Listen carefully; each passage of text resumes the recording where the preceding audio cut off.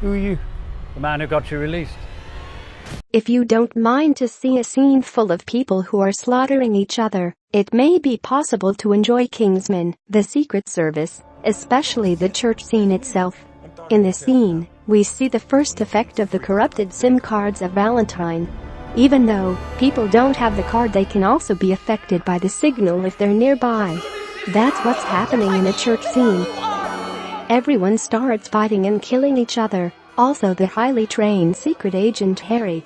The church scene is just a one-man versus many action scene, but the movie Kingsman has shown this in a different way. While watching the scene, you feel part of the chaos. But how did they make this happen? How did they show this chaos to the audience?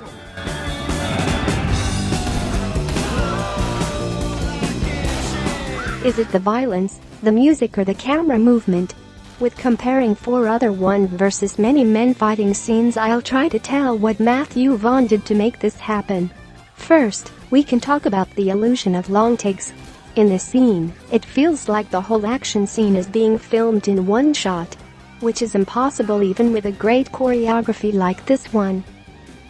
Take a better look at the scene of John Wick, which show you the whole action continuously.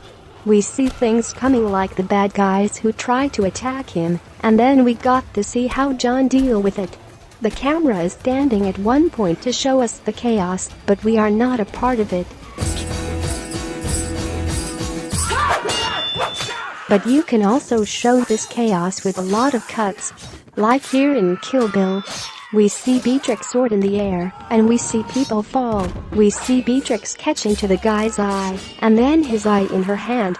Those are all cuts and editing skills to show the chaos to the audience. And in the church scene, there is a combination of long takes and invisible cuts. There are a lot of hidden cuts within the scene to give us the feeling of a long take illusion.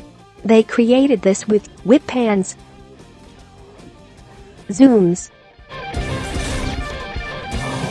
and slow motions.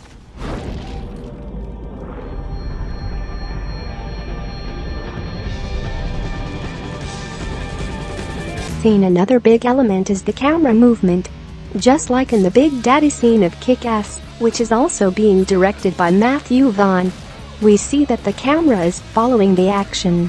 When he throws with the people, we see the people fall. Also with the pan shot at the end of the scene, we got the feeling that we were with him in the chaos which happened a couple seconds ago. In the jail scene of The Punisher, is the camera being used differently? The camera follows the action very closely. Every punch and action is being focused on to make you feel that it is happening in front of you.